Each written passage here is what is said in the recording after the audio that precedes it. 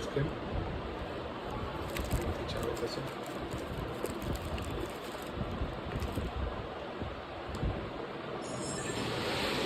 આગળ એક અહીંયા અને એક એક્સ્ટ્રા કેમેરો છે એની સાથે.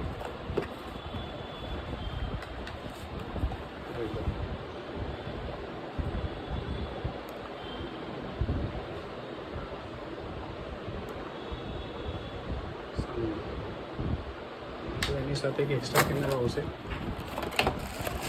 એક્સ્ટ્રા કેમેરો છે,